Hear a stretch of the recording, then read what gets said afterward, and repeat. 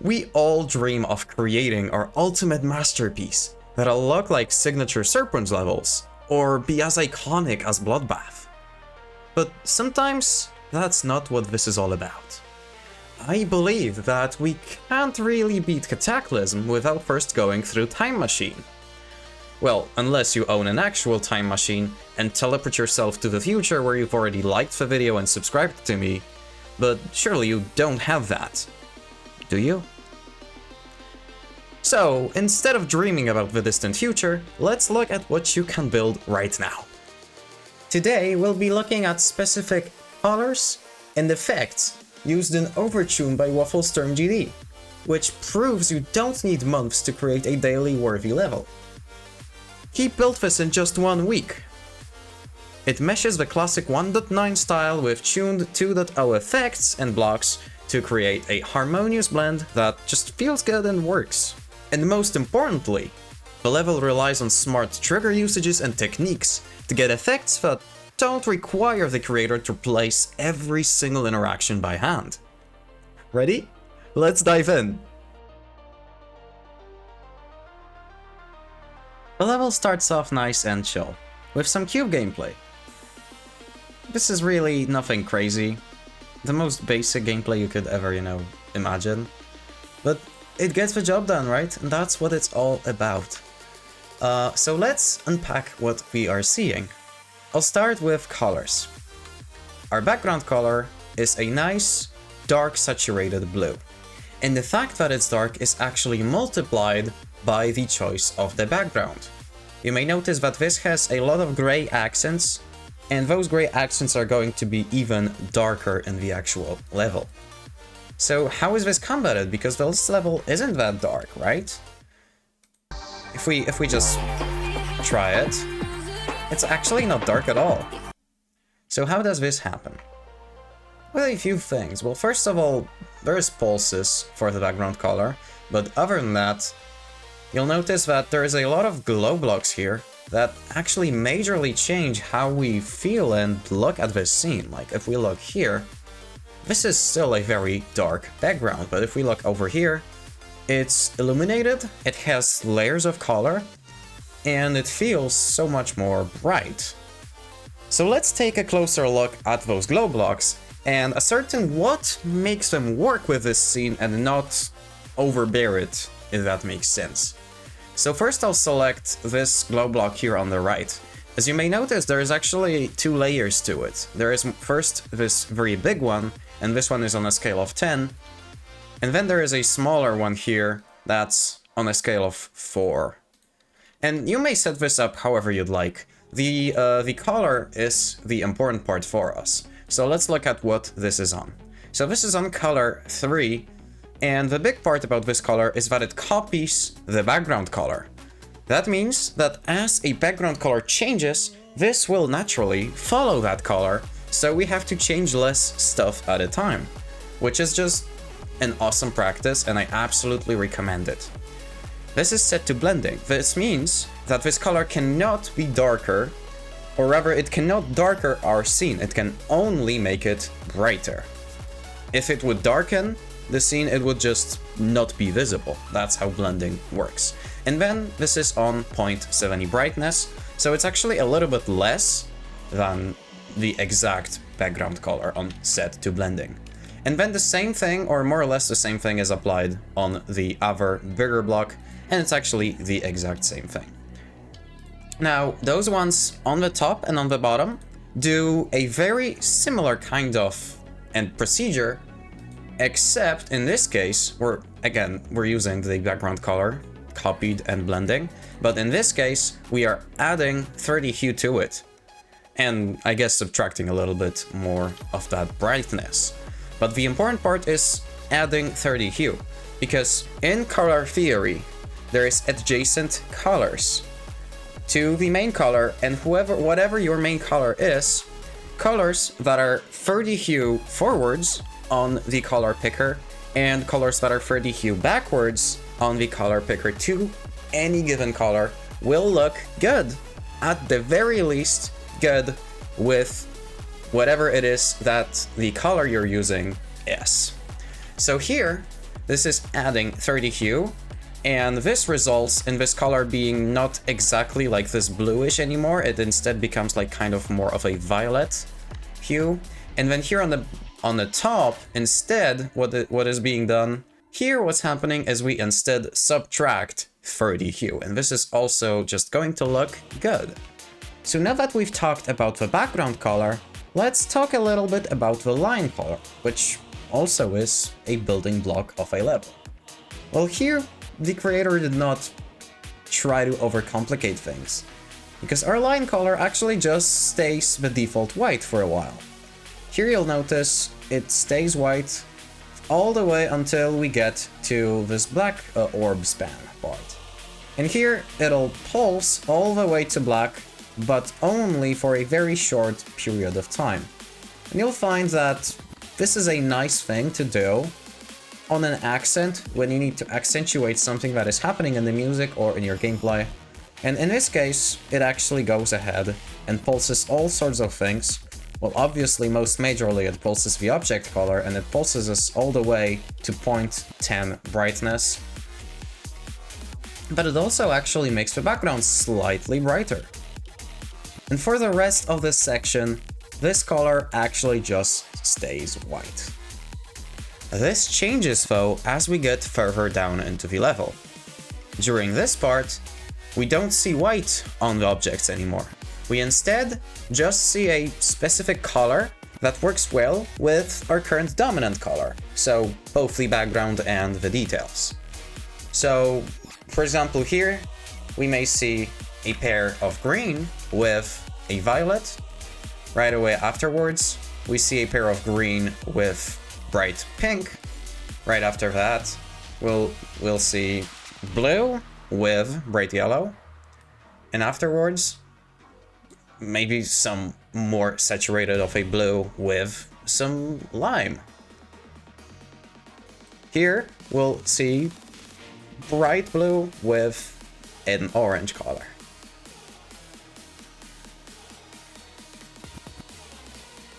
As for the block design, this level rocks a very simple take on how to build blocks that look kind of like 1.9 or 2.0-ish. I actually have a pretty comprehensive tutorial on how to build blocks in this style, so if you're interested in that, that'll be in the description. But this level does have a few effects that make this style the creators, instead of just a generic kind of like copy of what is, already out there. One of the most important effects in that is what happens to those pad blocks here. We'll enter play mode and make sure you pay attention to what is happening to them as we approach them and as we move away from them.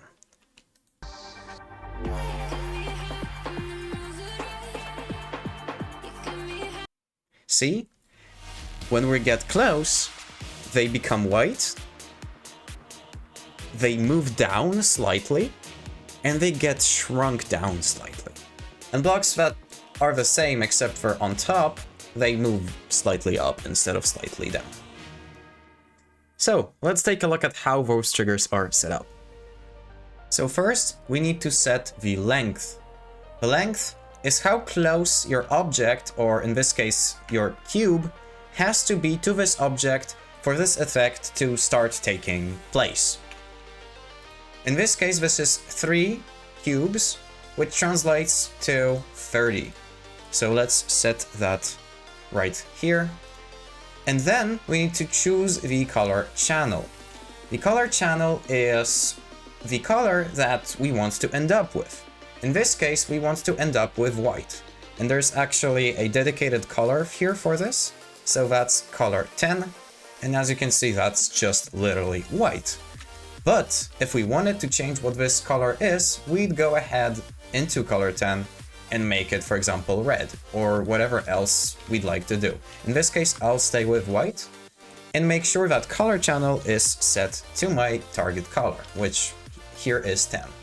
Then I'll make sure that I set the tint to all the way up to 1, So that makes it so that as the player is super close to this object, the color is 100% changed to our target color, which is white. If I put it on 0.5, we'd get to like a gray, a color that is midway between the black, that is the default, and the white, which is the color we are switching to with this effect. Then let's proceed to the other tab, and here we'll have to do just a few more things. So first we need to set the distance mode.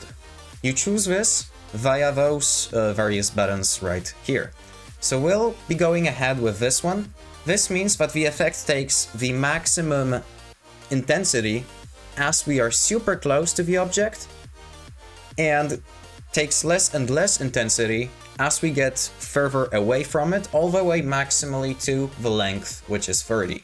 And the key difference between this mode and what the default mode does here is that this mode is actually going to discard the information about where your center is on the vertical axis. So this means that this effect is going to take the effect all the same, no matter if your cube is here or here. It's still going to just count, 2 blocks from this object, 1, 2, 1, 2, and take the effect based on that.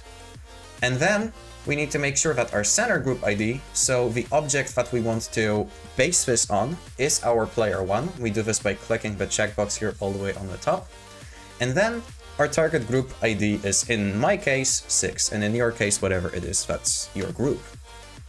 Now, I'm not going to go through the rest of those in quite as much detail, but I'll still show you what they do. So this area move, it has a length of 60, so it takes effect across 6 blocks. Then it moves the object by -1, so just very little towards the bottom. And then it targets group 5. Again, targets the center of player 1. And we're going to see that this object has this group, so the group 5. And then the other move here, it does the exact same thing, except it actually moves the object upwards. So this is going to be targeting group 4, and you'll see the exact group right here on this top pad. Lastly, we have area scale, which scales the object slightly on X and slightly more on the Y axis. And it also has this increased range of those move triggers. Everything else is just going to look the exact same in this category. And it targets group 3, which again we'll see on all of those pads. Yeah, this wasn't the only effect that this level has completely automated. The other one is how sublates move out of the way as we pass them, adding some much needed movement to our scene. Let's take a look. Notice how they move out of the way. Yeah, that's enough. And this one is slightly tougher to explain because it's actually cheating a bit, but let's get to it and see what it's all about. All sublates that are to get this effect are positioned on group 8, and group 8 is controlled by this specific area move. So first, let's look at some of its properties. Obviously, it's again targeting the center of player 1, which means it's just referencing the position of player 1. But it also has some other properties here. First of all, it's actually applied always unless our player is close enough. And we can unpack what this exactly means as we look here. So first of all, there's a lot of length, 20 blocks, that's a lot of length. But there also is a 10 blocks of offset. This means that this isn't actually looking at the position of our player.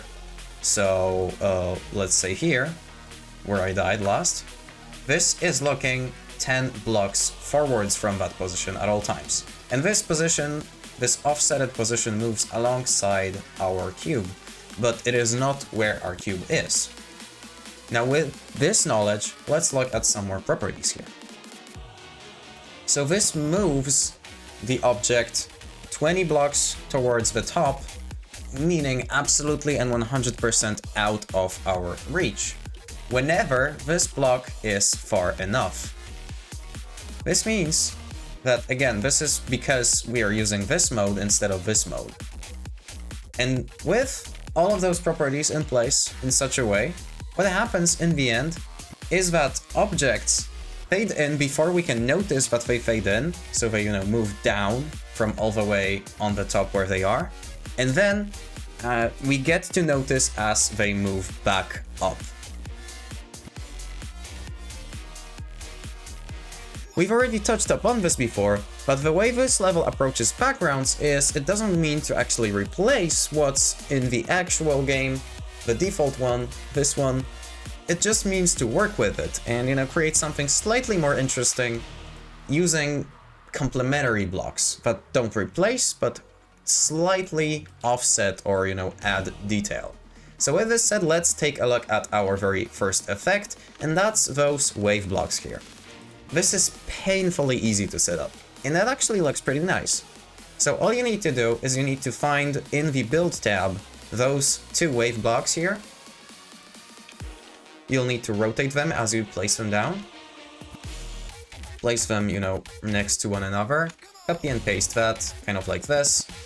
And now we'll need to remove half of that block's, visibility. And so for the base, what we're going to do is just set it onto a color that's entirely invisible, so it has an opacity of 0. And with that, you may already see we're actually getting just the waves visible here. And now let's just make the waves look nice. So first we'll just go ahead with a color that copies the background color, and then we may add some HSV. So first I'll change the hue to +30. This again is our adjacent color and just looks nice.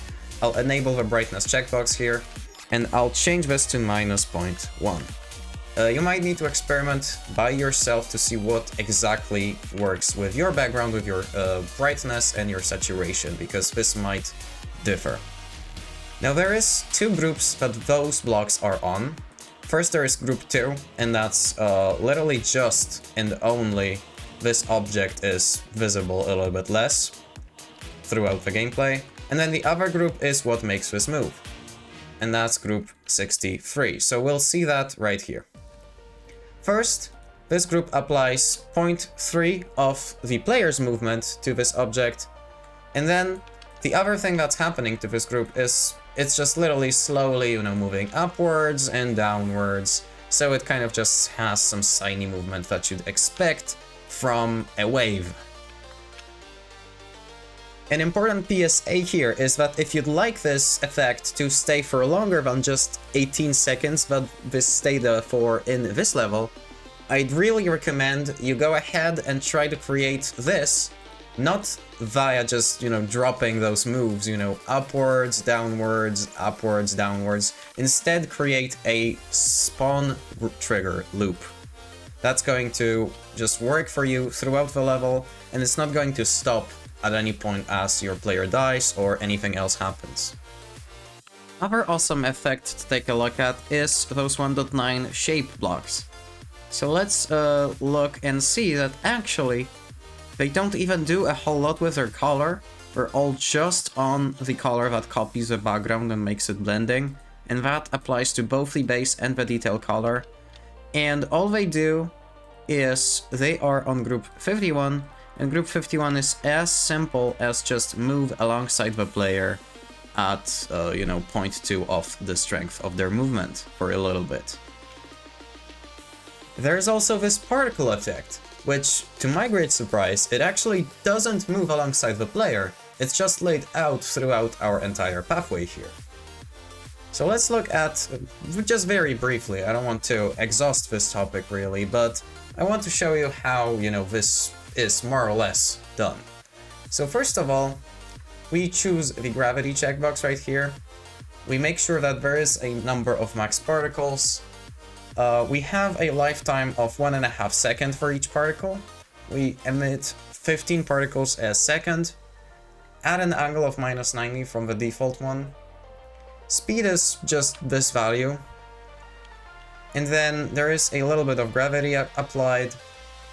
Lifetime, by the way, is also somewhat random. It may go all the way down to 1.2 or all the way up to 1.8.